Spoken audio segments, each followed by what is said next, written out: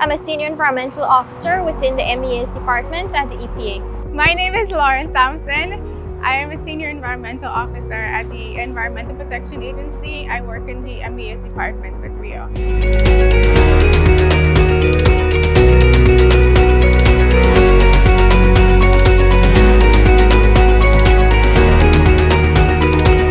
When we speak about climate change, we're talking about the impacts that happen on the environment as a result of the emission of greenhouse gases and global warming. The main objective of the United Nations Convention on Climate Change and the Paris Agreement is the reduction of carbon emissions and greenhouse gases and the mitigation of climate change and its effects. Our recent climate change projections show that Guyana's temperature in southern Guyana is going to increase by 2 to 3 degrees Celsius by 2050.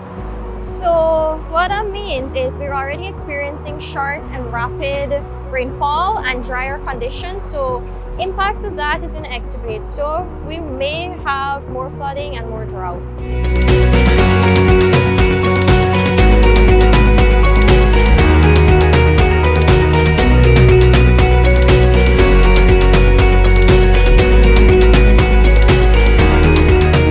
Executing agency at the moment for 2 GEF-funded projects.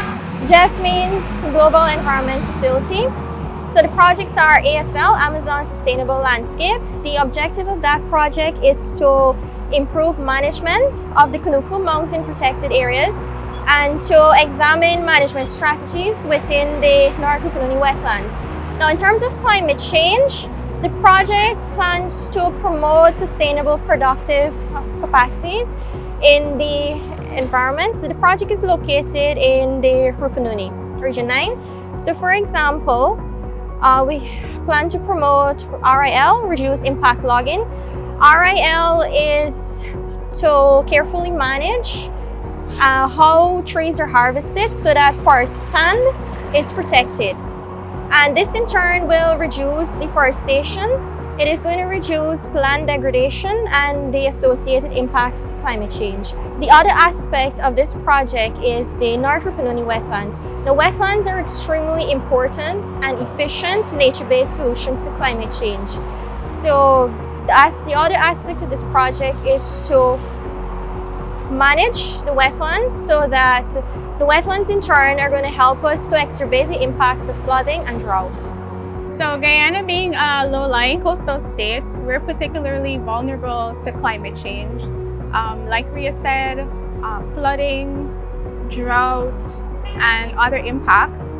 And specifically, the government of Guyana, through its low carbon development strategy, has taken or has demonstrated political will to take up the mantle of the global efforts to mitigating climate change through national initiatives such as forest conservation by ensuring or taking advantage of partnerships similar to the partnership that we had between Guyana and Norway. EPA has a communication department. They're responsible for education, for environmental education and awareness.